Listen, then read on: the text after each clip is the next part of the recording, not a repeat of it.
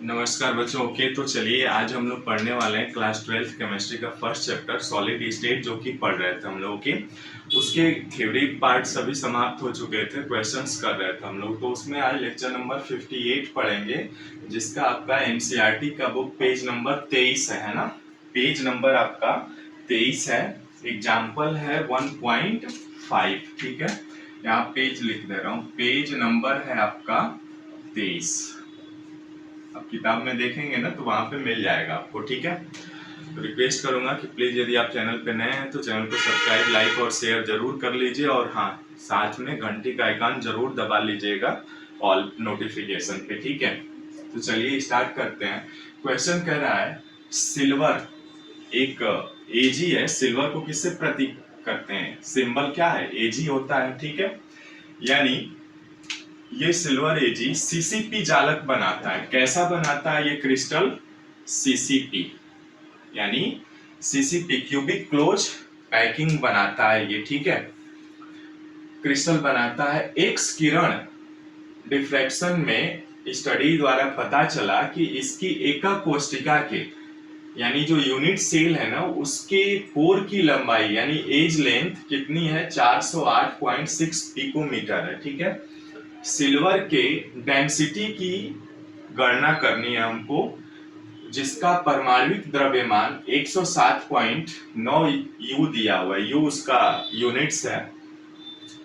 Silver form CCP lattice and X ray studies of its crystals so that the edge length of its unit cell is 408.6 picometre. Calculate the density of silver atomic mass is, इतना दिया हुआ है। ठीक है, यानी density निकालना है हमें। तो डेंसिटी पर हम लोगों ने क्वेश्चन किया था और उसका फार्मूला क्या डिराइव किया था, आइए देखते हैं। Rho is equal to, formula क्या था? Rho is equal to Z into molar mass divided by volume into Avogadro's number. ये हमने देखा था, ये फार्मूला हमारे पास होता है, इसको डिराइव भी किया था हम लोग। यानी rho is equal to Z क्या है? इसका रैंक है। ये जो क्रिस्टल है ना, ये क्रिस्टल में कितने परमाणुओं की संख्या होगी टोटल, उसको बताता है। मोलर मास आपको दिया हुआ है ना, और आयतन आपको निकालना है क्योंकि उसकी भुजा की लंबाई दे दी है आपको। ठीक है, और एवोगैड्रो नंबर हम जानते ही हैं, तो आइए हल कर लेते हैं इसको। ठीक है, यानी Z बराबर कितना होगा? चूंकि ये सीसीपी है तो इसका रैंक क्या होगा, यानी एटम पर यूनिट सेल क्या होगा? 4 होगा ना। ये हम जानते भी हैं क्योंकि क्लोज पैकिंग बनाता है। तो Z बराबर 4 हो गया। मोलर मास, अब मोलर मास जो है हमारे पास दिया हुआ है, ये 107.9 यू दिया हुआ है, लेकिन हमें जो यहाँ पे दिया हुआ है लेंथ पिकोमीटर में दिया हुआ है ना, तो इसको भी, और ये मोल में दिया हुआ है एवोगैड्रो नंबर, तो इसको भी हम कन्वर्ट कर लें किस में? केजी प्रति मोल में, यानी 107.9 गुणे 10⁻³ केजी मोल इनवर्स 1। ठीक है, इसमें आ जाएगा। और आपका आयतन, आयतन कितना दिया हुआ है? आयतन बराबर कैसे निकालेंगे? भुजा का क्यूब। यदि मान लीजिए edge length of that unit cell is A, so we calculate that A is equal to 408.6 picometre, यानी 408.6 पिकोमीटर का होल क्यूब हो जाएगा। ठीक है, अब इसका होल क्यूब होगा तो इसको तो सबसे पहले मीटर में कन्वर्ट करेंगे ना, यानी 408.6 इंटू 10⁻12 मीटर हो जाएगा का क्यूब। ठीक है, और हम जानते हैं कि आपका जो एवोगैड्रोज नंबर है, वो एवोगैड्रो नंबर कितना होता है, यानी इज इक्वल टू 6.022 इंटू 10⁻23 है ना, इतना ही होता है ना। इसका दिया भी है आपका, लिख लीजिएगा 6.022 गुणे 10⁻23 मोल इनवर्स 1। ठीक है, इतना दिया हुआ है ये सारी चीजें। तो अब आइए कैलकुलेट कर लेते हैं। फार्मूला मेरा यानी rho is equal to Z into molar mass divided by volume into Avogadro number. रख दीजिए मान।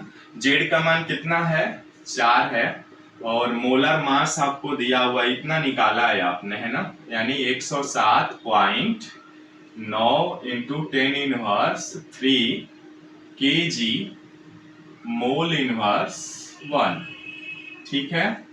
और आयतन भी है, आयतन हमने कितना निकाला, इतना निकाला है 408.6 इंटू 10⁻⁻12 मीटर का होल क्यूब गुणे, और एवोगैड्रो नंबर इतना है 6.022 गुणे 10⁻23, कितना, मोल इनवर्स 1। अब देखिए तो मोल इनवर्स 1 से मोल इनवर्स 1 कट जाएगा, मात्रक क्या बच जाएगा आपके पास, ये मात्रक बच जाएगा केजी प्रति मीटर क्यूब, और डेंसिटी का मात्रक भी यही होता है, ठीक है।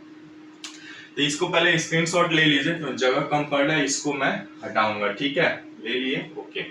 अब चलिए यहाँ पे कैलकुलेट करिए, इसको कैलकुलेट करेंगे तो कितना आएगा, देखिए 4 गुणे 107.9 इंटू 10⁻³ kg बटे, ये आपका आ जाएगा 408.6 गुणे 408.6, 3 बार लिखेंगे ना इसको, गुणे 408.6 गुणे, ये घात के ऊपर घात है तो मल्टीप्लाई हो जाएगा, यानी 10⁻⁻36 मीटर क्यूब, है ना, गुणे, अब यहाँ पे ये 6.022 इंटू 10⁻23, ठीक है।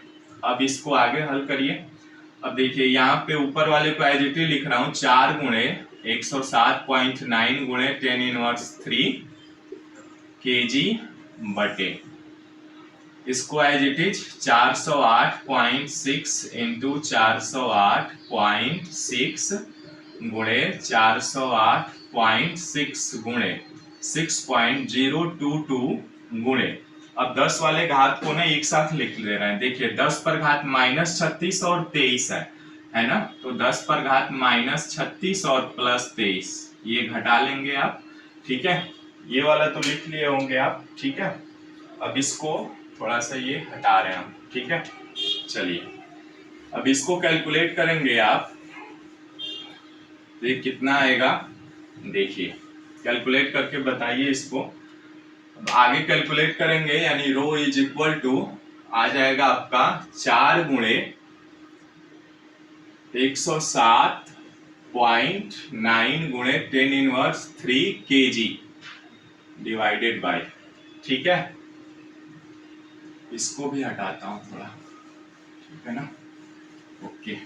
चलिए अब यहाँ पे डिवाइडेड में कितना आ जाएगा, 408.6 गुणे 408.6 गुणे 408.6, ठीक है, गुणे 6.022 गुणे 10⁻, कितना हो जाएगा, ये घटा लीजिए, 6 में से 3 जाएगा 3, और यहाँ पे 3 में से 2 जाएगा 1, है ना, यानी -13 आ जाएगा, है ना, 36 का मान अधिक है इसलिए इसका साइन लगेगा। अब आगे हल कर लीजिए इसको, 4 गुणे 107.9, ठीक है।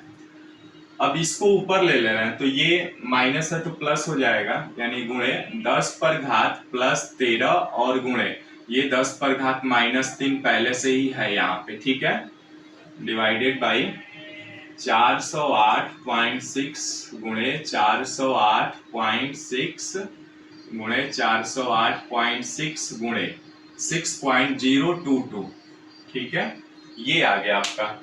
अब इसको गुणा भाग कर लेते हैं, आ जाएगा आंसर, जो आएगा ना वही आंसर हो जाएगा आपका, ठीक है।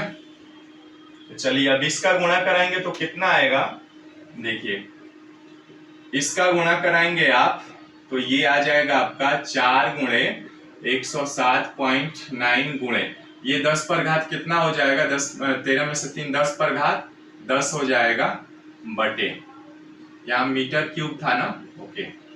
अब इसका गुणा करा लीजिए, इन तीनों का गुणा कराएंगे तो कितना आएगा आपका, ये आपका गुणा कराएंगे और भाग देंगे, ठीक है। इसमें 408 0.6 गुणे 408.6 गुणे 408.6 इंटू 6.022 और ये मात्र कितना हो जाएगा केजी प्रति मीटर क्यूब। ठीक है, अब देखिए इसका गुणा कराएंगे और इसको गुणा करा करके जब भाग देंगे ना आप, तो ये आएगा आपके पास 1061, ठीक है, 990.29872 ठीक है, गुणे 10 पर घात 10 केजी मीटर इनवर्स 3 आ जाएगा। ठीक है, अब देखिए यहां पर भी आप छोड़ सकते हैं इसको। ठीक है, इतना हो गया। अब यहाँ पे 10 टू द पावर 7 से हम मल्टीप्लाई करा देते हैं। ठीक है, तो मल्टीप्लाई कराएंगे तो ये आ जाएगा आपका 10.5 into 10 to the power 3 KG प्रति मीटर क्यूब। ठीक है, ये आंसर हो जाएगा आपका। ठीक है, या इसी को आप कह सकते हैं 10.5 ग्राम प्रति सेमी क्यूब। ठीक है, ये आंसर आ जाएगा आपका। ठीक है, तो इस तरह से ये आपका एग्जाम्पल 1.5 कंप्लीट होता है।